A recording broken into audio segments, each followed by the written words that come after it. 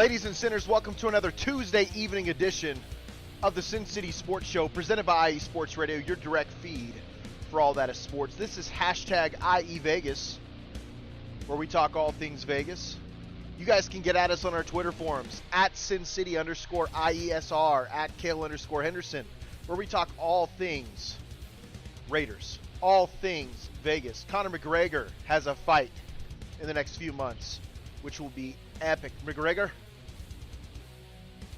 will be epics in Vegas. That's what's happening in Vegas in a few months.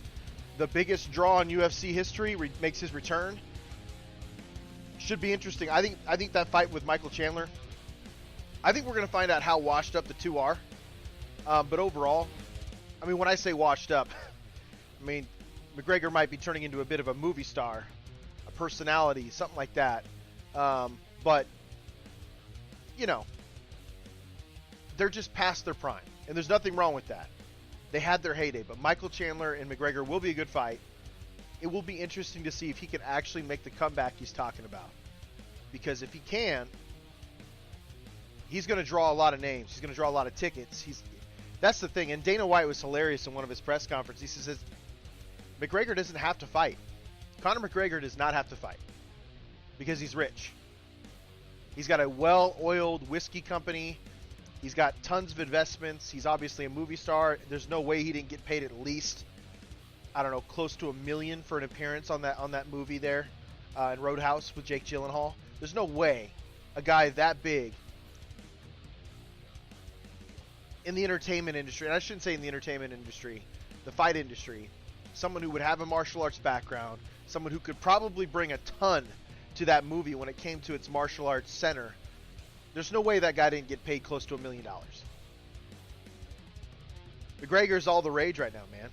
Golden Knights won 3 of the last 4. They're tied for 3rd place.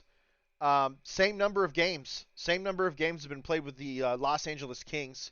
That's huge. Taryn Rodriguez tunes into the show as always. Taryn Rodriguez is the man, the myth, the legend. Greatest teammate out there. Good evening, Kale. Have an awesome show. Thank you so much. Vegas Thrill are starting to pick up steam, especially getting Hannah Maddox and Molly McCage back from short-term IR. And soon, Las Vegas Ramblers season begins in the NVA. Perfect. Always great news coming from Taryn. Taryn actually posted, if you guys go to our Twitter, Vegas Thrill, man, they had a reverse sweep. It was epic. I think Taryn said it's one of the first reverse sweeps in either the franchise history or that he's seen in volleyball in a while, and it was a very impressive. It was a very impressive. I kind of looked at some of the highlights after Taryn posted. Man, them ladies can play, man. They're not playing around. And then the Ramblers, they're a season and a half. So a season. We'll just go ahead and say it. Not last season, they were defending champs. The season before, the Ramblers won the entire thing in the NVA, or the National Volleyball Association. Had a down year last year. Can they turn it around this year? Taryn, what are your thoughts on that? I mean, you're the resident volleyball expert. If you guys get an opportunity, make sure you tune into Taryn's shows. He is the SoCal Supreme Sports Show host. He also runs Set Point, which is our resident volleyball show. He is a co-host with Larry B on 3 and Out, multiple editions of 3 and Out. Taryn is probably one of our best leaders here at IE Sports Radio. Man, the myth, the legend. He tunes in almost every show. He's that good of a teammate. And, yeah, it's always great to have him. First reverse sweep in franchise history and first in the Pro Volleyball Federation. That's epic, man. And it was Vegas. Sometimes, man, the chips fall differently. The dice rolls in a different direction, lands in a different way. You know what I mean? Vegas puns. You guys know how it is. Ralph, welcome to the show. Thank you so much for tuning in. Ralph is our host of the Inzer Report. He is a Steelers or Pittsburgh native. I don't know if he's a native, but he's a big fan. He is our resident expert at all things Steelers. If you guys want to talk about anything LA related, Taryn's your guy. Volleyball related, Taryn's your guy. By the way, the Los Angeles Rams and the Los Angeles Chargers, I think both got better this offseason. It may sound crazy, but I think they did. And if I were the Chargers, and you may not like this, Taryn, If I were the Chargers, I'm trading out of 5 because there's going to be some team trying to trade up to get one of them top 4 quarterbacks. Some team's going to do it. You might as well trade out, use those assets, get a few receivers because you gave away a couple of your receivers. You still have James Palmer, which is fine. He's the speedster. He was starting to pick up steam last year and the year before that. I don't know, man. Go out and get yourself a top receiver, man. If you trade back, I don't know, to 10, 11, 12, you're still going to get a really good receiver out of this draft. What are your thoughts on that, Taryn? There's a possibility because Brock Bowers is falling, man. And it's not because he's not one of the top 3 athletes in this draft, because I think he is. Brock Bowers is falling because there is such a desperate need for quarterbacks for quite a few teams. Like, I would say 6-7 teams really need an upgrade at quarterback. 6-7 teams need a quarterback. There's going to be desperation for those top 4 quarterbacks. It's going to be like that draft with Jake Locker. You guys remember that draft? Jake Locker, Christian Ponder. You know, the top guy was taken, so everybody went apeshit, and they said, you know what? We can't miss out on one of these guys. Let's trade up. Let's give up some assets. Let's give this guy a shot. Well, we saw what happened with Christian Ponder. I think we're going to see that. I do think the quarterbacks in this draft are much better than those quarterbacks coming out of college. But still, it makes you think, Taryn. What are your thoughts, man? Would you like to see the Chargers trade back? I think that they need to, especially that because they're cap strapped. I think they need to try to amass more picks. If it gets you an additional 3rd, an additional 5th, I think you do it, man, because those could easily be starters.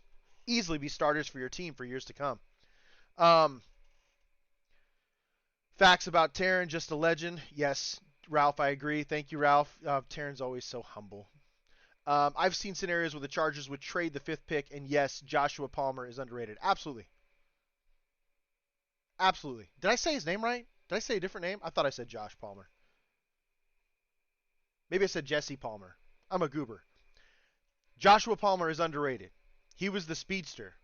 And he was durable because, let's be real, Williams and Keenan Allen, they just weren't always available for the football team or the Chargers. I think, he's a good starting point. I also believe that there are some really good receivers in this draft, man. You're going to see a deep receiver draft.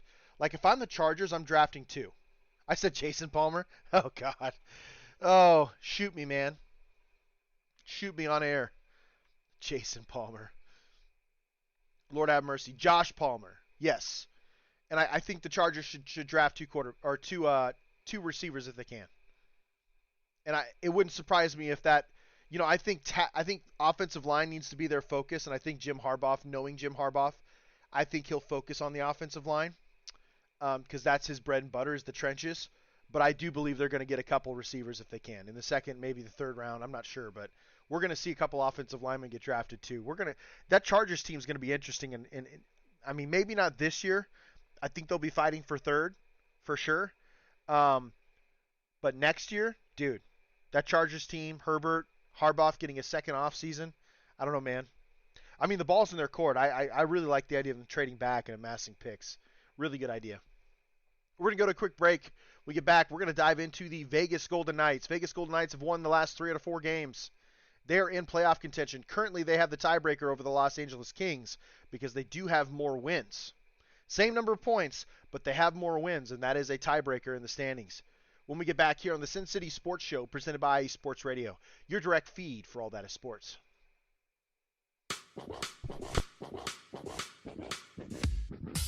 Hello, sports fans. It's me, your boy Larry B, and I want to walk you through the world of sports. No, not just the mainstream major TV deal type sports, although those are important too. But let me be your guide through your journey of all sports, from college to the pros, the minors, and everything in between. Each week, we are talking sports galore with true diehards just like you from a hardcore fan's perspective that's sure to quench your thirst around leagues you may know all too well and some you may even discover here. That's right, sports fans. If you love sports of all kinds, enjoy hearing amazing sports stories, and respect all sports because you know how difficult any of them can be to play or compete in, then this is your show. Join me, your boy Larry B, on the defining moment each week here on IE Sports Radio, your direct feed for all that is sports, and let the sports come to you.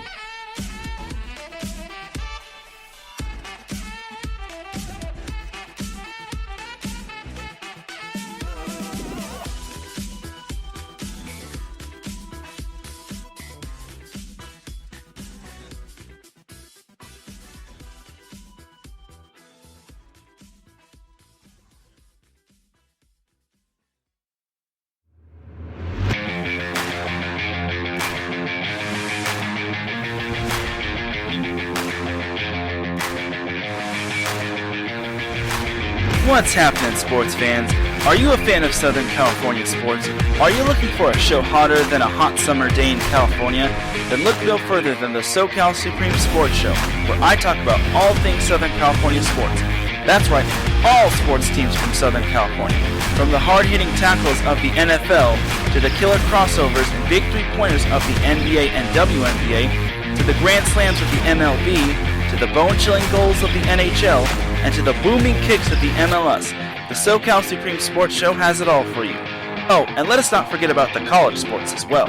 So join me, Taryn Rodriguez, every week here on IE Sports Radio, your direct feed for all that is sports.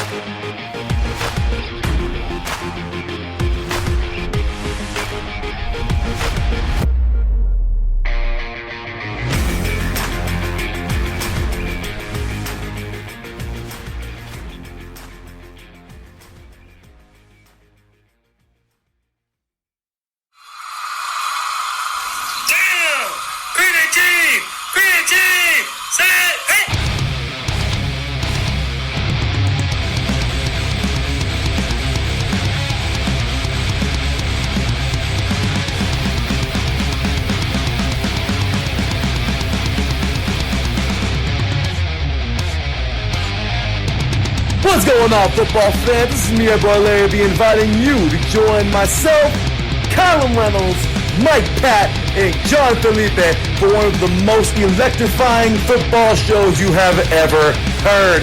3 and Out, right here at IE Sports Radio. Recap of the week before, a preview of what's to come, and of course, 3 hardcore head-to-head prime-time face-offs each week. You don't want to miss it.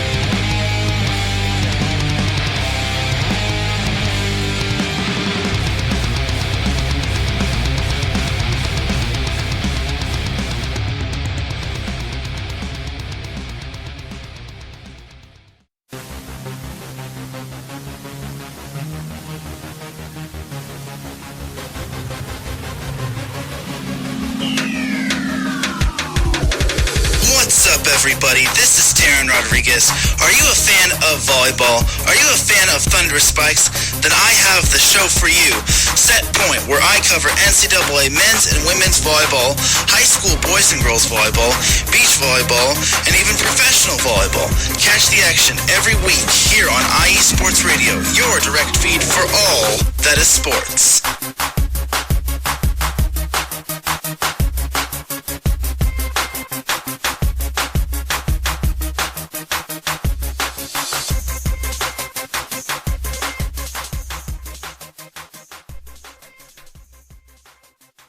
Welcome back to the Sin City Sports Show presented by IE Sports Radio, your direct feed for all that is sports. I'm your host, Cale Henderson. You guys can hit us up on Twitter at SinCity_IESR, at Cale_Henderson, where we talk all things Vegas sports. If you miss an episode, don't worry about it. Guess what? We're on basically every forum, dude. Every forum. YouTube, Spotify, Apple Pods, Good Pods, Google Pods, Spreaker, the app that we happen to be running our live show on right now. We're everywhere, man. You can go to our website, iesportsradio.com. Check out my teammates. Check out our show. Check out our page. And review our episodes. Review our information. Review my bio, man. Like, follow, share, help the algorithms. Help our teammates out. Because we have some hardworking guys. Taryn Rodriguez is a perfect example. Ralph, great example. These guys work hard. They love their shows. You can tell. They love their cities. They love their cause, their forums. For Taryn, it's volleyball. LA, SoCal, the sport of football in itself. Ralph, Pittsburgh, man. He's that Pittsburgh guy, Steeler through and through. And they're very passionate about the way they talk about their sports. So make sure you guys tune in to their portions of the site as well to give them some love. Vegas Golden Knights, want to talk about some love. 3 out of the 4 last games they've won. And they were Red Wings 5-3, Kraken 5-4. Kraken's a sneaky good team, man. I don't get it. They were really good last year. They kind of fell off a bit this year. Flames lost 4-1. Flames are still a very good team. Devils 3-1. Play the Lightning this evening at 9 p.m. And this will be in Vegas. So this fight's going to happen like basically it's going to start any minute now. It hasn't started yet, but it will start any minute now. Actually, take it back. It did start already, and Vegas is up 1-0 with 13:55 left in the first period.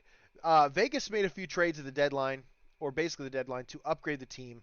They were dealing with some minor injuries. I can see that is kind of moving away, and guys are getting healthy at the right time. We talked about this last week. It's pretty simple for Vegas. If Vegas wants to be that team that they've been the last couple of years, they really have to start going on that run. When you look at their team history, there hasn't been a year where they haven't gone on a major run at the end of the season. Like 10, 12 wins in a row to put them in position to really be a contender. 2 years ago was probably the only outlier, but it was because their team was injured half the season, and even when they started coming back, they went on that run. It was just too little too late. This is the time for that to happen. We talked about this last week. There was roughly, I think, 18 games left when we talked last week. Let's take a look at the schedule now.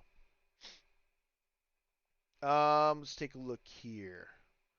Let's just do it for the Golden Knights, for that matter. Those weirdos, the Golden Knights. Full schedule. Tampa Bay is tonight. That's on right now. Vegas is up 1-0. We've seen that. Seattle on Thursday. Columbus, St. Louis, Nashville, Winnipeg. All winnable games, by the way. All winnable games. I said that last time too, and they went on a losing streak. Minnesota, Vancouver, Arizona, Vancouver again. That's so tough because Vancouver's such a good team this year, man. Like they're head and shoulders above everybody else in the Pacific right now, and I don't know what it is. Are they ready for playoff hockey though? Is that young, talented team ready to make a playoff run? I'm not sure.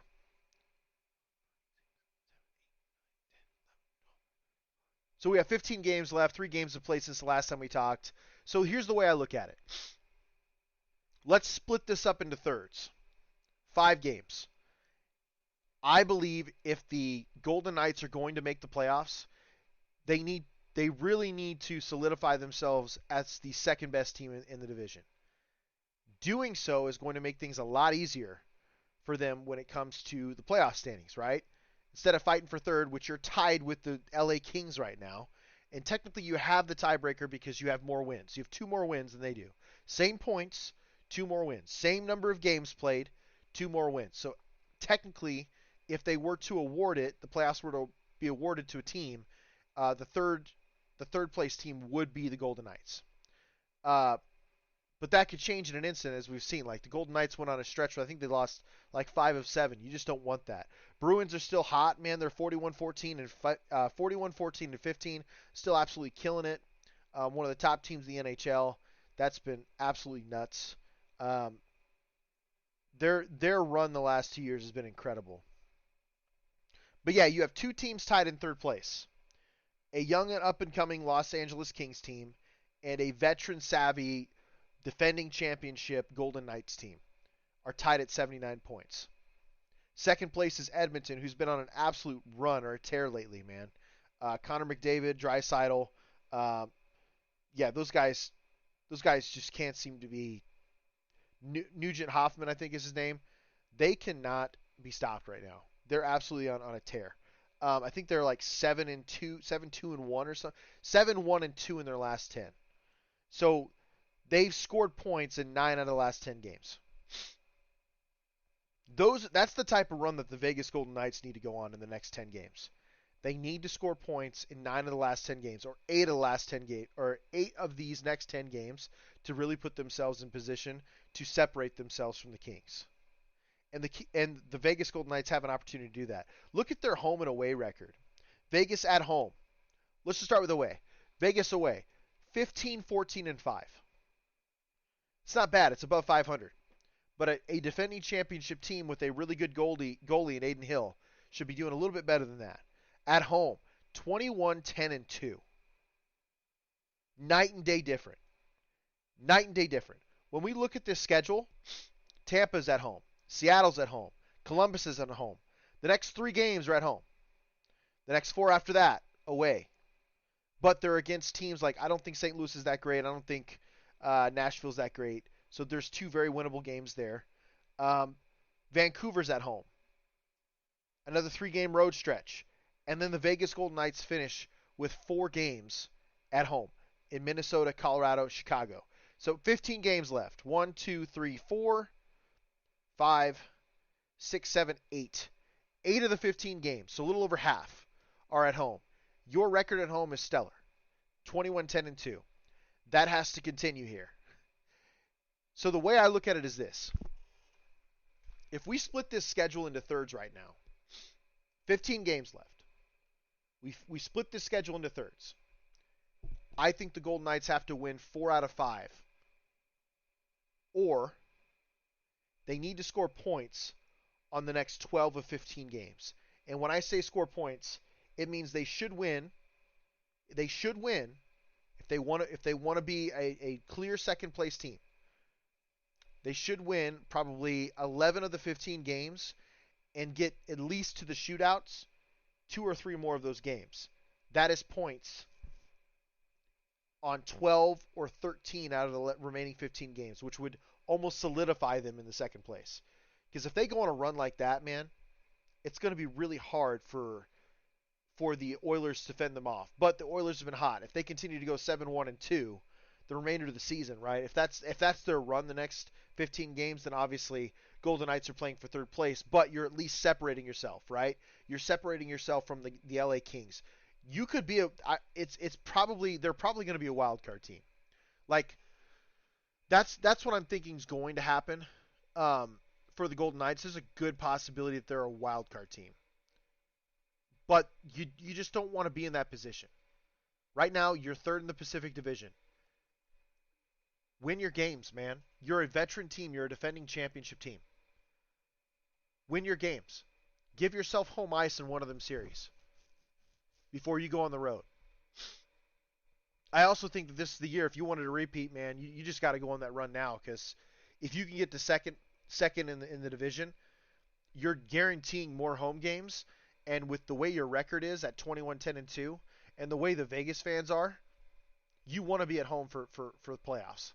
You want to be at home for that run and hope that the top team, Vancouver, which is not experienced, it's just not experienced in playoff matters. I don't think Vancouver's made playoffs in like 4 or 5 years. So this young nucleus of Vancouver Canucks are not used to playing in the playoffs. They're having an amazing season, don't get me wrong.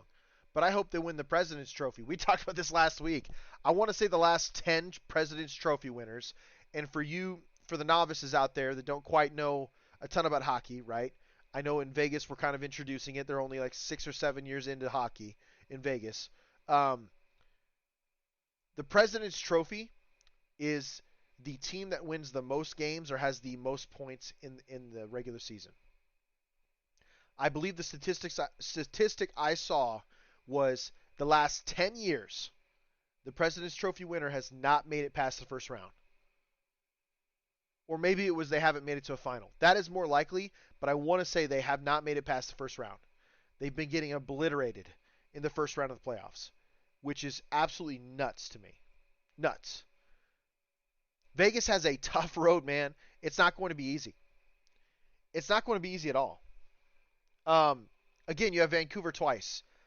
You have a road stretch. You have 7 road games out of the last 15. It's pretty even, right? But you got to pull your head out of your ass, man. You got to start playing the hockey you can play. You're playing Edmonton, Vancouver. You're playing Edmonton and Vancouver away. Basically in your last stretch of games. You have to win one of those games. You have to win one of the 2 Vancouver games. Arizona should be a win. Arizona's trash. Surprised they still have a hockey team. You need to beat Tampa Bay tonight. Finish this out. Don't leave anything up to chance, right? Win tonight, finish this out. Beat Seattle. Columbus is a winnable game. St. Louis is a winnable game. Nashville's a winnable game. Winnipeg's a good team, but it's a winnable game. Minnesota is up in the air. I mean, they're one of the better teams in the NHL as well. So I don't know.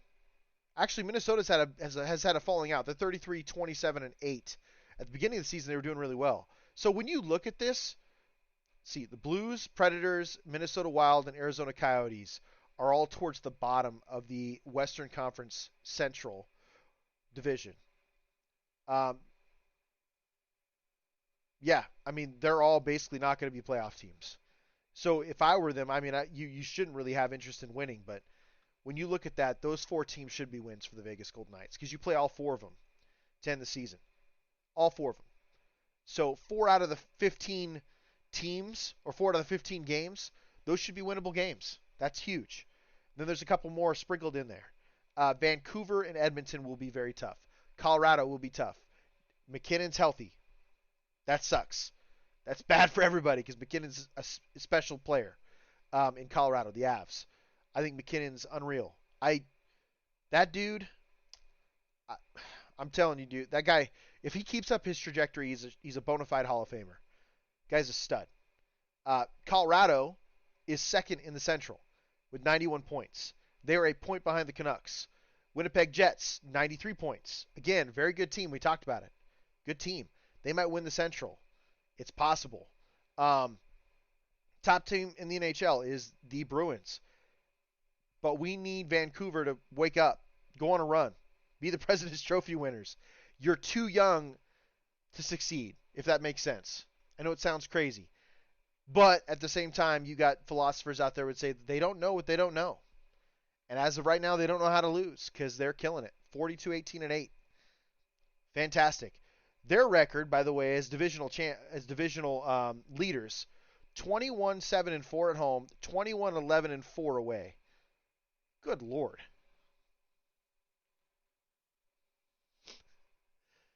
I mean, that's awesome. That's how you do it in the NHL, man. That's absolutely how you do it in the NHL. That's very impressive. So yeah, Vegas has a hill to climb, dude. They have a big hill to climb. But they got to start tonight. They have to start tonight. Pound out the Lightning, which are one of the better teams in the league, right? We can say whatever they want. They've had a falling off. Yes, they're aging, but they're still a really good team. Pound out the Lightning. Get that 2 points. Solidify yourself in third place with 37 wins as opposed to the Kings' 34. Then go on that run. You have to. I think Vegas is 4-5-1 in their last 10. By the end of the season, they need to be something similar to the Oilers. 7-1-2. 8-1-1. I don't care. That's what it's going to take to get to second place or a for sure playoff spot. And Vegas is totally capable of doing it, man. Again, the statistics say what they say. Last 6 years, they've gone on a run. They've won 10 or 11 games in a row. They haven't had that kind of a stretch this year. They were close at the very beginning of the season, but normally what they do is towards the end of the season. And I got mad respect for that.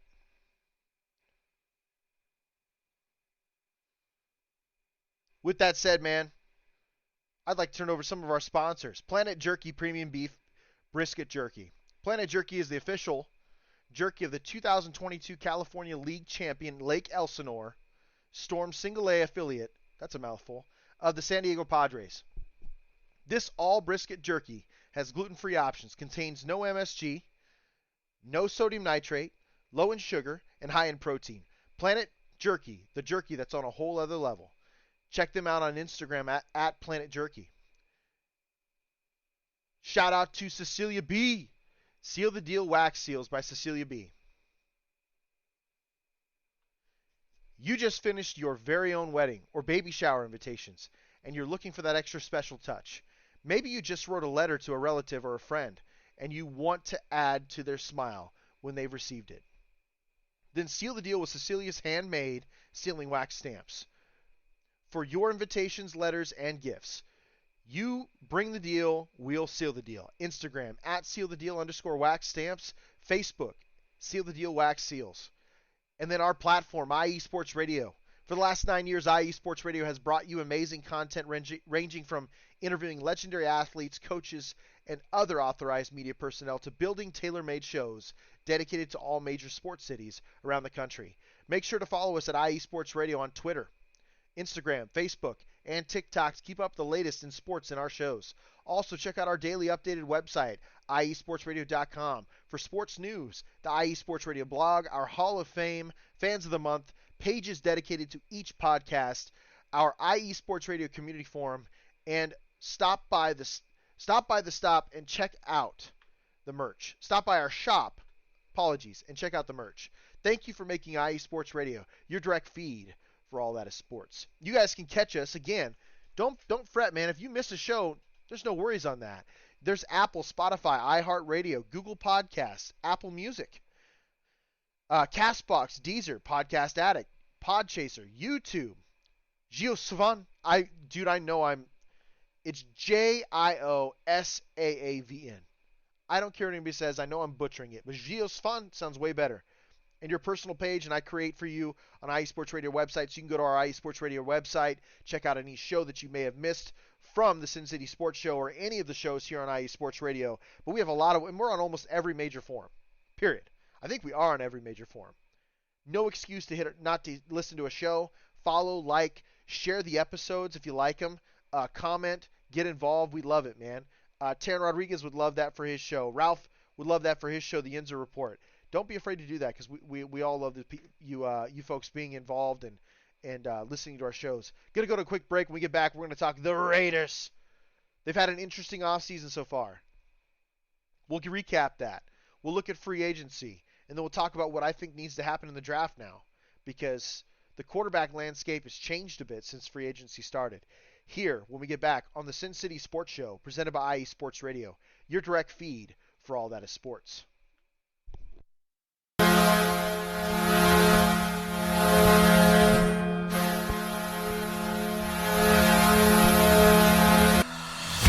Hockey fans, I'm Adam Kernick. And I'm Zach Puplis. Together, we are the newest version of Hockey Talk on IE Sports Radio, The Neutral Zone. Zone.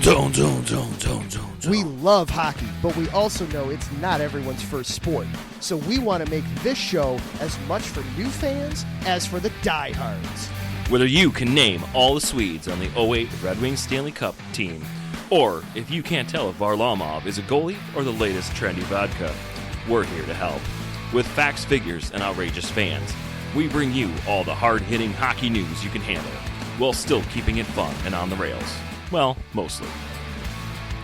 So tune in every week as we go around the hockey world, from college to Canada, the minors and the majors, and everywhere in between. So bring your cellies. And your one-timers. You wicked wristas. And be sure to protect your five-hole.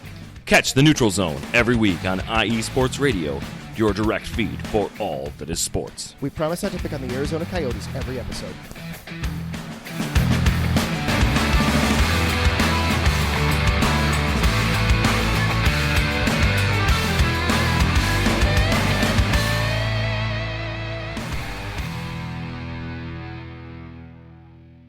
Welcome back from the break. You guys just heard The Neutral Zone by Adam Karnick. Adam Karnick also runs Chi-Town Weekly. Neutral Zone is a show that I used to do back in the day with Nico Green, man. We killed it. Yeah, it was a lot of fun. Mr. Puplet is also, Zach Puplet is also a co-host of The Neutral Zone. They do a great job over there. They have the best drop in IE Sports Radio. That is hilarious. Protect your five-hole, man. That's what I get out of that every time I hear it. Protect your five-hole. Real quick, what's happening in Vegas? So, we originally thought that the Conor McGregor fight was going to take place on June 29th.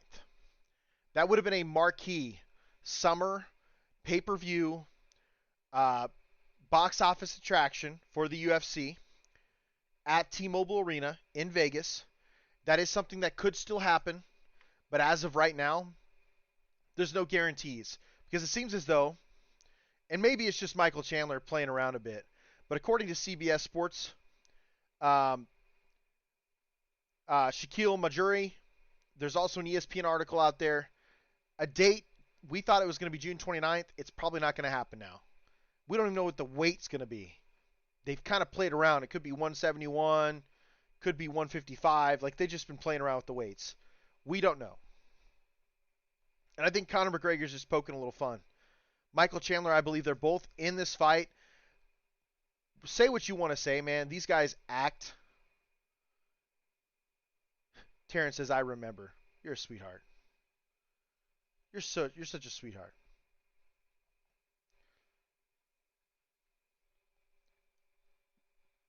I think that these guys, they act like they're enemies. And they probably are to an extent. But I think they have a massive respect for each other. And I think they realize, like, this is one of their last fights in the UFC before they go on to greener pastures. They both had excellent careers. I think they're just trying to pump up some money, man. They're trying to get some pay-per-view sales. They're trying to get some ticket sales. Because if they do that, they're in good shape. Right? If they do that, they're in great shape. That's what I think's happening. We don't have a hard date anymore. That sucks. I was really excited for that. We don't have a hard date anymore. I think we'll see a date probably settled on at any time. It could happen. But we need it to happen. By the way, bad news for you Vegas fans. Vegas has given up 2 goals in like the last 7 minutes to the Tampa Bay Lightning. It is now 2-1 Tampa Bay. 2:49 left in the first. That stinks. Absolutely stinks. That's a bit of a draw of energy, man. Especially when you know you have to start going on that run. We've been talking about it, right? You got to go on that run. Talk about box office draw. McGregor has been one of the best fighters in UFC history. There's no doubt he's been one of the most polarizing, for sure. His media, one of my favorites, and I love watching this, but it's when they were in Ireland, and he was facing Jose Aldo, and man, I mean, he was predicting his shot. He straight up said, I'm going to beat him in the first round. He had no problem saying that. The Irish mob that was there, it was so impressive. And I shouldn't say mob. That's derogatory. I don't mean it like that. The number of people, Irish dudes, that were out there, they were singing during the press conferences. They were catchy hooks, by the way. I mean, dude, it was a blast. That's some of the most fun I've seen in UFC history. Right then and there. I think McGregor in his prime, I think overall he could end up going down as one of the Mount Rushmores. Because during its evolution of the UFC, he's probably one of the greatest fighters we've ever seen. And I say this in terms of the guy took fights on short notice all the time. Consistently. I shouldn't say all the time. Consistently. He made his way up the ranks. He came from nothing. His media was on point all the time. It was very popular. It was just crazed, man. Guy did some crazy stuff. Popped off, got a great pop from the crowd. I'm just saying, man, Conor McGregor was an influential piece for a good 5 to 6 years of the UFC. And I don't know if the UFC was any... Is at that time, it was him that was huge. Ronda Rousey was kind of on her run, but on her way to facing Holly Holmes. Dude, like, I don't know if the UFC was in a better spot right then and there. Like, we had moved away from the Anderson Silva reign because Anderson was starting to show his age. His broken leg, by the way, against Chris Weidman was one of the grossest things I've ever seen, especially when they slow-moed it. It was disgusting. But we were just leaving the Anderson Silva era, which was dominant, one of the greatest fighters in UFC history. And not too long after that, a couple years after that, you had the young Conor McGregor stepping up and being exciting. Kind of a lot like Sugar Shane's doing right now. Like, those guys are kind of cut from the same cloth, man. They talk a lot, but they back up what they say in a lot of cases. The only thing Conor McGregor's never done was back up his talk against Khabib. But I think Khabib was just on another level. He was just in another spot. If Khabib would have if Khabib were to fight like if he would have fought 5 or 6 more fights, he'd probably be in the talks with John Jones for greatest of all time. He was that dominant. John Jones will always get the nod from me right now because he's a champion. He's been a champion at 2 levels, and he's probably going to be dominant at 2 levels for a short period. He might not be in the heavyweight division very long before he retires. Still, John Jones is the most dominant fighter we've ever seen, in my opinion. I could be wrong, but in my opinion, John Jones is the greatest ever. Followed by possibly Anderson Silva, right, with his run, the way he fought. I don't think Mighty Mouse gets enough credit. Jose Aldo didn't get enough credit. McGregor is getting tons of credit, and he deserves it. There's just a lot of really good fighters the last 10 years that need to be recognized, man. And a lot of those fights happen in Vegas, too. Ton of them. Because that's the UFC headquarters, man. That's why we talk about what happens in Vegas. And when we talk about what happens in Vegas, it's usually heavily boxing related or primarily UFC related. We got to be versatile here. On to that other Vegas team, man. The one that's been kind of disappointing for the last 20 years. Not necessarily just in Vegas, but overall. The Las Vegas Raiders. They've actually had a pretty decent offseason. I like their offseason so far. I can't argue with it.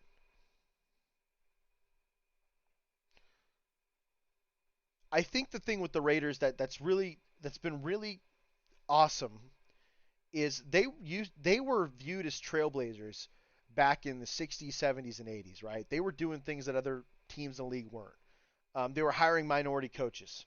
They were instead of power football, they were playing speed. I'm not saying that they didn't play power football, because they did. They were a physical team. They were going to beat you up, but they were one of the first teams in the NFL to really adopt that. Let's throw it deep, man. Let's stretch the field. They've been trailblazers for decades. I think this is where they're kind of getting back to that personality.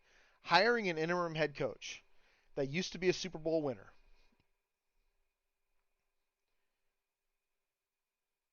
Antonio Pierce has got that attitude, man. Like, when you talk about a Raiders coach, he's perfect. Like, I think Harbaugh would have been great. Don't get me wrong. He was my number one. You guys know that. You listen to the pod. If you can't listen to the pod, you guys already know. Apple, Spotify, iHeartRadio, Google Podcasts, Amazon Music, Castbox, Deezer, Podchaser, YouTube, our website, our page on our website, iesportsradio.com. You guys can review all them shows. Harbaugh was my number one guy. I had no problem saying that. But I also said for almost 2 months straight, if Harbaugh is not the dude for Mark Davis, then he needs to go with Antonio Pierce. I do think he made a good decision. I don't know if it's the right one. There's a difference. But I do think he made a great decision. Antonio Pierce speaks Raiders, man. When I see that dude, I think of the Raiders. His attitude, the way he carries himself, the moxie, his willingness to say, hey, we're going to be a bully. And he's okay with that. Like, he's not worried about the media taking that and spinning it. He doesn't care. He's saying, in between the lines, the Raiders are going to be the bully of the NFL. Great. That's what they were known for years. They steered away from it for whatever reason. Some of that has to do with Mark Davis's ownership. I think he's soft. I think owners sat in meetings with him. I think football coaches sat in meetings with him, and he was just overly and easily impressed, and he started hiring bad people. He's got a track record, dude, and he can't duck it. He's admitted he's been a problem. Straight up. I loved it when Derek Carr left. Mark didn't throw shade. He said, you know what, I didn't do enough for Derek. I didn't do enough for this team. I have not done enough for the fan base. I love the accountability. I think Mark saw that, listened to that, understood. Josh McDaniels was probably one of the final straws as a Raiders fan, and probably the NFL. Like, I'm not saying he's in danger of losing the team. It wouldn't surprise me if they continue to struggle that the NFL starts thinking about things, because the Raiders are a marquee team. They're a blue chip team. They're a top 5 team in the NFL. When they're winning, the NFL's in a better spot. When the Dallas Cowboys are winning, the NFL's in a better spot. It's facts, man. When the Steelers are winning, the NFL's in the best spot.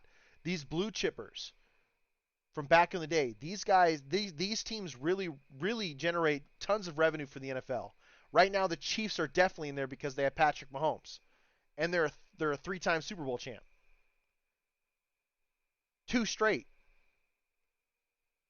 They're 4-time in their franchise history, 3 in the last 6 years. So when they're winning, the NFL's making money because Patrick is just, and I want to hate the guy, dude. I want to hate him because he's the Chiefs quarterback. But he's such a great guy. He's such a good dude.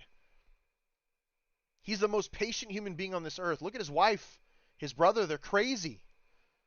And you never see anything bad happen, dude. You don't see him in the news for doing things to his wife or his kid or you don't ever see that. He's just a great guy. Great guy. And he's always so humble about everything. And I hate saying that because he's a Chiefs quarterback. But you got to give respect where respect's due. That's what the Raiders are trying to catch up to, man. And we still have a ways to go. But listen, I think there were some foundational pieces put in place. Antonio Pierce being one of them. An African-American head coach from L.A., from Compton. During the heydays of the Raiders in L.A., he was there. He saw the bravado. He saw the personality. I don't care what Mike Lombardi says. That guy's an idiot. There's a reason why he doesn't have a job in front offices anymore. He's played out, man. And obviously, and I'm going to say this, I have no problem saying it. He can debunk me or kind of crap on our show, whatever he wants to do. I don't think Michael Lombardi will even hear about us, but regardless, if he does, here's my point with Michael Lombardi, dude. Right now, you sound like a sniveling, whiny twat. You do. You sound horrible. Your son got fired and you didn't like it. You were a supporter of Josh McDaniels and Dave Ziegler. That was an absolutely stupid decision to support them. They were horrible. They did a terrible job. And your son was a victim of that. But he was also a contributor too because we saw regression at the quarterback position. 2 straight years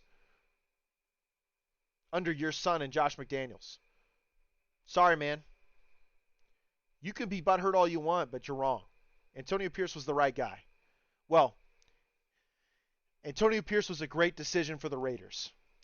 We don't know if he's the right guy yet. I think Jim Harbaugh was the right guy, and I think he'll prove that in L.A. I really do. But Antonio was a foundation piece that we needed. He's the attitude. He's the CEO. And what's impressed me about Antonio Pierce so far is he admits he's not doing it alone. He admits he can't do it alone. He legitimately hired 3 former, very successful, in my opinion, some very successful NFL coaches to oversee what he's doing and mentor him. Marvin Lewis is a staff member on this football team. He's an advisor. Marvin Lewis won 10 games a year for 14 seasons as a Bengals coach. Before that, he was a legendary defensive coordinator for the Ravens. He was the defensive coordinator for one of the greatest defenses we've ever seen in the Baltimore Ravens 2000. He was an architect of that. So the guy knows defense, which means he's going to help the offense quite a bit because he can look at a defense and say, hey, this is where I think the offense needs to attack. He's a great advisor for that. Tom Coughlin, 2-time Super Bowl champ,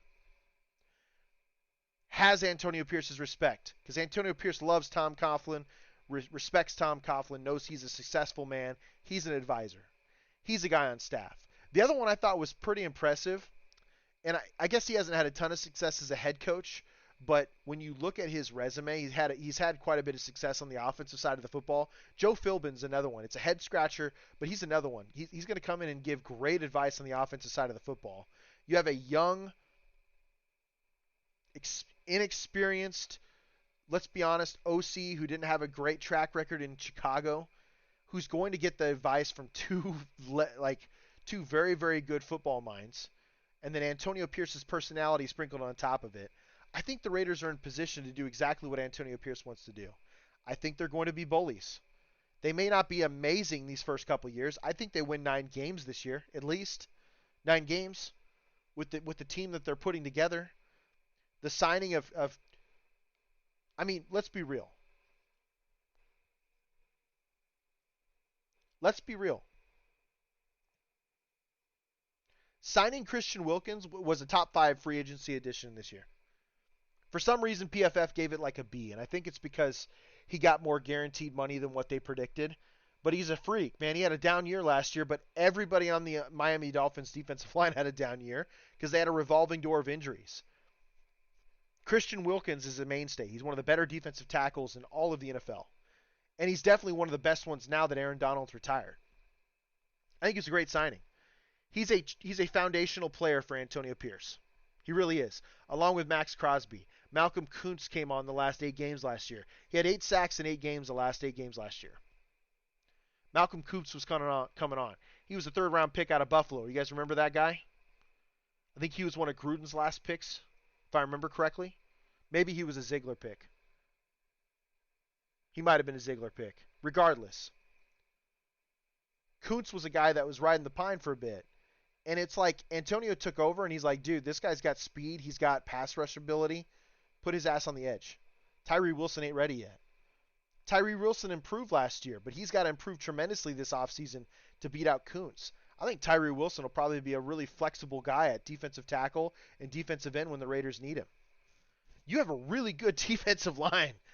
John Jenkins re-signed for a hell of a deal. Like, it was originally reported at $3.55 million. I think the total was like 1.25 with incentives to get to 3.55.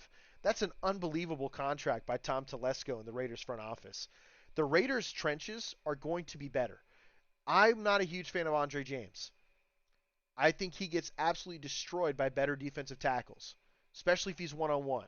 He's had a tendency of that for years, but he was the 9th-ranked center last year. The Raiders re-signed him. The Raiders reworked Colton Miller's deal because he's a top 5 left tackle, and he's going to be in the league for another probably 4 or 5 years, no problem. He's just really good. Dylan Parham will be back. So when you look at that offensive line, the center to the left tackle is set, man. They're a really good position. Like, they're going to be excellent. Where the Raiders need to improve is in the foundation aspect is the right guard and the right tackle. I personally believe Thayer Mumford's the dude. Unless the Raiders can draft somebody in the first 2 rounds, maybe even the 3rd round, you might be able to get a steal of a tackle in the 3rd round with all this quarterback and skill position hoopla that's going out there, man. I think there's going to be a lot of teams jumping for skill guys this year. But regardless, if the Raiders can't find that value guy in the 2nd, 3rd, 4th round that could come in and start day 1, I like Thayer. He's got all the tools, man. He was going to be a top 10 draft pick as a left tackle for Ohio State before returning for his senior season to get his degree. The season before that as a junior, he was coming off like a top 10 draft pick status. When he came back, he realized, you know what? I want to make the best offensive line we possibly can, which he helped lead the Ohio State Buckeyes and Justin Fields to the national championship where they lost to Bama. Regardless, he was willing to be such a good teammate, he moved from left tackle into left guard. So the next tackle could step up, and they'd have an elite offensive line. He's played everywhere, but I think he could easily be a right tackle for us. He just needs more work. That's just kind of the way it is sometimes. This will be his 3rd year. Thayer Mumford's 3rd year. I think he's going to have a huge jump. It sucks that we've changed coordinators, but listen, Ohio State was a power team. They run a lot of power, run a lot of counter. I think the way that Luke Getsy calls an offense, which is a lot of outside gap, so more of a stretch gap, right? You're going to see more C gap type plays. I think it's perfect for Thayer because he's going to down block like a madman. And I think he's going to be able to set the edge. He's going to get athletic. Regardless, this could be a great year for him. And I also believe the Carmen Brusillo and his relationship with Jermaine Illuminor from their past with the Patriots and stuff kind of held Thayer back. Because Thayer was playing some really good snaps. In my opinion, I thought Thayer beat him out last year. But I think Illuminor was probably just a bit more consistent because he's a veteran. I also believe that Josh McDaniels and them kind of understood that if they didn't have immediate results, they were probably on their way out. So they decided to make a call. Instead of waiting for a kid to develop, like they should have done with Thayer, they decided to have a veteran kind of start. Not saying Jermaine Illuminor didn't deserve it, but I think he was one of the worst starting tackles as far as rankings were concerned. He was like mid-40s, according to PFF, as far as mid-tackles are concerned, or as far as tackles in general are concerned. So a lot to think about, a lot to scratch your head on. It's pretty simple. Christian Wilkins was a great get. I thought we were going to get Javon Kinlaw. He changed his mind and went to the Jets, apparently. That was just bad reporting by one of the Twitters, and that's also bad on my part for following that and listening to it and using it as gospel. But John Jenkins came back. That's huge. The Raiders just recently signed a running back, Alexander Madison. So Dalvin Cooks was gone last year. They needed somebody to step up. Alexander did that. Played really well. He reached a deal with the Raiders. So you'll have Madison and you'll have Zamir White, who looked very good at the end of the season, toting the rock for you. At this point, what the Raiders need to do is they need depth on the offensive line, period. Offensively, I think that's their main focus. You need depth on the offensive line. I do think that they need depth at the tight end position as well. With the way Getsy and them want to call plays, I think multiple tight end sets will happen consistently. So I think you need to go out and get another really good tight end.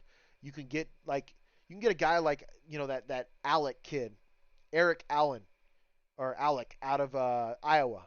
I think A.J. Barner out of Michigan, who's a very strong blocker.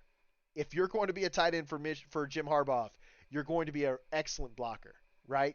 He can also stretch the field. I like him. You could probably get him in the late rounds. But they need depth pieces behind Michael Mayer. And it wouldn't be a bad idea for them to get more athletic at the tight end position too. Because Michael Mayer, he's an excellent tight end. He's great at blocking. He's got an attitude, a mean streak when he blocks. He's not very quick, but his route running is excellent. That's why we saw some early flashes from him as a rookie. But you need depth, man, in today's NFL. The tight end is probably one of the most important positions in football now. It just creates so many mismatches. It forces teams to either add an extra DB to cover him, or you run the risk of playing run defense and having a linebacker on a tight end. And that's usually a massive mismatch. So that's why Travis Kelce's been so effective, and the Chiefs' offense has been unbelievably effective with Travis Kelce. He's not just a decoy. That's not what I'm saying. What I'm saying is defensive coordinators have to choose between going single high, going man against all of those Chiefs receivers and Patrick Mahomes, or they have to bring a linebacker out or a strong safety, an extra safety in the game to cover Travis Kelce, which leaves you vulnerable in the run game, run defense, because you're taking away a linebacker. That's the chess piece with tight ends. If you can get tight ends that can stretch the field, it's dangerous. But I also believe there needs to be a balance. If you're going to be a run-heavy team, which I think the Raiders will be, under Luke Getsy and Antonio Pierce, you have to be able to run the ball. And tight ends help set the edge on that. If you want to be able to run a C-gap style power game, gap scheme, there's almost no way you do that successfully without quality tight ends. George Kittle's type tight ends. That's what's perfect for this offense. I think Michael Mayer's on that route, but I think you need more depth. So, needs, ultimately. I still think the Raiders need to address defensive tackle. The quarterback is a major need. I think that's changed up a little bit. We're kind of over on time, but there's no other show. So until Larry B tells me to shut the hell up and get off, I'm probably going to keep going. Unless there's another show, then I need to be told. But I was always told there's no other show. The quarterback situation in the NFL has changed a ton. The Raiders are at 13. If they want to trade up in the top 5, they're going to have to give up a ton. And their roster is going to have to be so solidified, and you're going to have to be so comfortable with your roster that you're okay with doing it. The good news is, even with all these moves the Raiders have made, the Raiders still have $40+ million in cap space. $40+ million in cap space. So you as a team have the ability to trade up and get your guy if you feel like you have the foundational pieces. Let's look at this roster. They have a left tackle.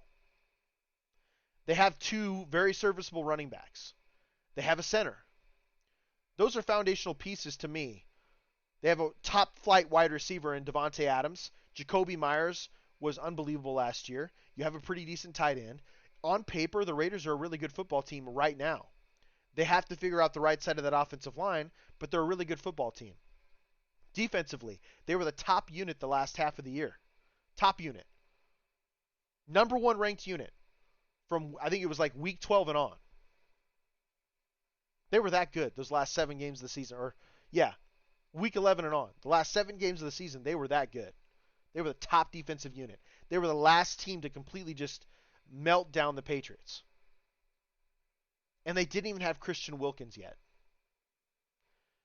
So this is my thought process on this. I think the Raiders have Nate Hobbs at corner. I think he's a very good corner, plus size corner. He's probably a mid-80s and Madden or type corner, right? So really good corner. You can build off that. Trayvon Moore does not get enough love, and we saw a ton of growth from him last year. So I'm really happy that's the case. I think Patrick Graham has been great.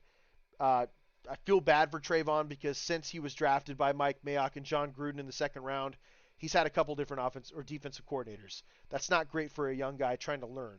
Going from a Big 12 defense to an NFL defense is massive difference. But I like Trayvon. He's plus, man. He's got an attitude. I think the Raiders have to get a corner. So if we're going to look at foundational pieces that need to be picked yet, and by the way, corner could be addressed. There have been players that have visited, Tre'Davious White being one of them. You know, if they could land Tre'Davious White and Tre'Davious White could stay healthy, him and Nate Hobbs are absolutely going to lock shit down, making it easier for Trayvon Moehrig, making it easier for the pass rush to get to the quarterback. I'm not necessarily worried about the defense, and I can't believe I'm saying that for the first time in like a decade. The defense is plus, man. Bringing Patrick Graham back was huge. Signing Christian Wilkins was huge because now you have a guy in the middle that's going to either command double teams or you're going to double team Max Crosby, and then Wilkins is going to run free. If you double team Wilkins, then Malcolm Kuntz, who had 8 sacks in the last 8 games, will run free. I just think there's just way too many options right now on defense, and it's going to be a pain in the ass for teams. Absolute pain in the ass for teams. And they prove that. So it's pretty simple. If the Raiders think that they can get some steals late in free agency after the draft when teams are starting to cut players, because you see players get cut every single year before training camp that you're scratching your head like, really? And it's just a cap move, man. They drafted somebody that was younger than them at their position and said, okay, I don't know if we can continue to keep this cap. Let's move on now before it gets expensive next year. Those types of things happen every single year. If the Raiders are truly comfortable with where they're at from a foundational standpoint, you got your pass rusher, you got your left tackle, you got your wide receiver, right? You got your running back, center. I think you got a corner in Nate Hobbs. I think those foundational pieces you need to build a team, defensive lineman, Christian Wilkins, the foundational pieces you need to build your team are there. So if the Raiders want to trade up for one of those top guys, and it sounds like Jaden Daniels is low-hanging fruit because Antonio Pierce used to be his coach at Arizona State, then go for it, man. If you can swallow giving away 2 first-round picks, not just your 13 this year, right, because that's what the team would be trading back for, but 2 additional first-round picks in 2025 and 2026, if you're okay with that because of the work you've put into this roster, then do it. If you don't think your roster is where it needs to be, then do not draft a quarterback like that. Do not give up assets. Do not put them in a position to fail, because that is something the Raiders have done very well over the last 20 years. Derek Carr was probably the most successful, but Jamarcus Russell, yes, he was lazy, but the team was bad, right? Andrew Walters. Horrible. You guys get what I'm saying here? There have been too many failed experiments at quarterback. Some of it of guys that were overdrafted and should have been drafted, and some of it was the Raiders just mismanaged the roster. Is the roster in a place for the Raiders to trade up? I think so. But if you got to give up 3 first-round picks instead of 2, or 2 first-round picks and multiple seconds, I'm staying at 13, seeing where the draft board is at around like 4 or 5, pick 4 or 5, 2 teams that don't need franchise quarterbacks in the Arizona Cardinals and the Chargers, and then I'm waiting to see if you can compete offer-wise, because then you're not having to give up the 2 first-round picks. The trade value chart changes. But I do think there's going to be a scurry for quarterbacks. It would not surprise me if the first 4 picks are quarterbacks this year. Legit. I think Move the Sticks with Daniel Jeremiah and Bucky Brooks had Penix at 13 to the Raiders. If the Raiders can sit back and get Penix at 13, great. Penix is actually kind of a fit for the Raiders at this point. Yes, his grade, according to PFF, is horrible under pressure compared to the other quarterbacks, which is why he's ranked 5th right now. Even with all the stats he put up at Washington, he's ranked 5th. His injury concerns are also there too. But the way that this Raiders offense is built, run the ball, run it effectively with two monster backs in a big beefy offensive line and set up play action, it's kind of perfect for Michael Penix. Also, if you draft Michael Penix, you are not pressured to start him in year one. Here is why, and hear me out. Aiden O'Connell went 5-4 the last 9 games last year as a 4th-round pick. You brought in Gardner Minshew to compete for that backup role. You could start either one of those guys next year, and I'd be okay with it because I still think the team goes around 500. You'll probably lose Patrick Graham and waste a year with him, but I still think the team could be around 500. If you decide to start Penix, it's because he's the best. He does have the livest arm, man. Like, the ball just jumps out his hands. Like, it shoots out of his hand. He's got a cannon. And it's well documented in Washington. That's why I'm not upset. I wouldn't be upset with that at 13. I like what Move the Stick says. I also believe that there's a possibility the Raiders could trade back from 13. Maybe into the late teens, low 20s, early 20s, and still get Penix and amass more draft picks. So really cheap labor. I shouldn't say that. It's horrible. Really cheap contracts for draft picks. And more foundational pieces that you can get. So Michael Penix in the first. The second round picks that I've been doing on a consistent basis in mock drafts. If you guys take a look at our Twitter page. Chris Jenkins out of Michigan. One of the better defensive tackles in this draft. I still think we need help there. Morgan, offensive tackle out of Arizona. You don't necessarily have to push for him. I think Dominic Pooney out of Kansas are great options for tackle. Dominic Pooney is a player with a ton of upside. He's like 6'6", 320. Christian Jones out of Texas. He could definitely be a right tackle. Again, I think you have Thayer Mumford. I think you're fine there. But you need depth. You need competition. I wouldn't be surprised if the Raiders draft a guard and a tackle in this draft. It wouldn't surprise me if they get a center. Yes, they extended Andre James, but his contract is really only guaranteed for a year and a half-ish. So draft for the future, man. Draft your foundational players. Seriously. Maybe you look into drafting a replacement for Davante Adams. Now, there's no replacing Davante Adams, so don't get me wrong there. But maybe it's not a bad idea to draft a young guy that can learn from him the next couple seasons. Like a Roman Wilson or that Xavier Legette out of South Carolina. Roman Wilson's out of Michigan. Guy's the speedster.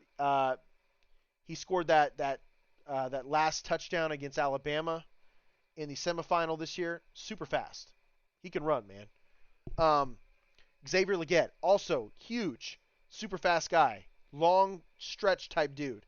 He's like 6'3", 212, 213 pounds. Guy honestly looks like DK Metcalf. Not quite as yoked, but he looks a lot like him. Out of South Carolina. He's a stud. There's options. I would really like to see the Raiders draft Jalen Wright out of Tennessee at running back. Add a third stud in your lineup and let them compete. I think Zamir White is the dude to start the year. I really do. I think he's earned it. But Jalen Wright's a stud, man. When you look at his film from Tennessee, he's crazy good. Crazy good. He's been a consistent one for me in the 3rd round. Junior Colson has been a consistent pick. Braden Fisk, maybe it's Fiske, out of Florida State. Probably one of the more athletic-looking defensive linemen that we saw at the Combine, that we've seen in general, like 6'3", 300 pounds, and the dude he can run, dude. He can move. He's lateral. He's athletic. He's explosive. Those are the type of guys I'm looking for. Mekhi Wingo out of LSU is a defensive lineman I think is absolutely going to be a steal. His size is going to move him down the draft board. So he's probably going to be drafted late in the 4th, somewhere in the 5th round, and the dude's going to be a stud for whatever team grabs him. He's got a motor. He explodes out of his stance. He wore the number 18 last year for LSU. For you folks that don't know, number 18 means a ton at LSU. It's like 18 and 7 are the two numbers. They go to the two best players on the LSU team. The two most meaningful players for that roster wear number 7 or number 18. Mekhi Wingo last year wore 18. Yes, he's not huge, but he's explosive. He's got an attitude. He kind of fits that mold of an Antonio Pierce player. There's so many really good players, man. It's unbelievable. So I don't think the Raiders have to reach in one. I think the Raiders can trade back into the 20s, late teens, early 20s, amass picks, probably still get the quarterback they want in Michael Penix if that's what they're looking for, because I think it's going to be extremely expensive to get Jaden Daniels. Straight up. It's going to be very hard to get Jaden Daniels. I just don't know if I see it. I want it to happen. I didn't think the Davante Adams trade was going to happen because I thought it'd be too costly. They made it work. There's a possibility Jaden Daniels is a Raider following the first round of the draft. Hopefully the Raiders do a better job of putting the foundational pieces together. $28 million gets added to the cap post June 1 because of the Garoppolo cut. Again, that puts the Raiders around $40+ million to spend still, and you've already hit some of your foundational pieces. Telesco's got a really good history of drafting as well. I think Taryn can specify that's the truth, man. The guy finds stars.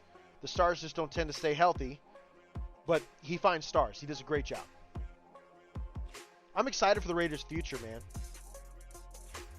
It just doesn't feel like all the dumbass moves are going to happen again. Yes, we're probably going to be mid to fringe wild card team this year. Fine. But at least that's improvement. And I think there's more hype around the team that there's been in years past. And it starts with Antonio Pierce, Davante Adams, and Max Crosby getting behind him. It's great. It's great for business. It's great for the Raiders. This is the Sin City Sports Show presented by IE Sports Radio, your direct feed for all that is sports. You guys can get at us on our Twitter forums at SinCity_IESR, at Kale_Henderson. Catch our show every Tuesday evening, 7 p.m. Pacific Standard Time. If you don't, we're on all major platforms, YouTube, Apple Pods, Good Pods, Spotify, iHeartRadio, Spreaker. We're all over the place, man. And you can go to IESportsRadio.com to visit our website or our personal page, the Sin City Sports Show. As always, folks, we'll see you next week. Love, peace, and hair grease.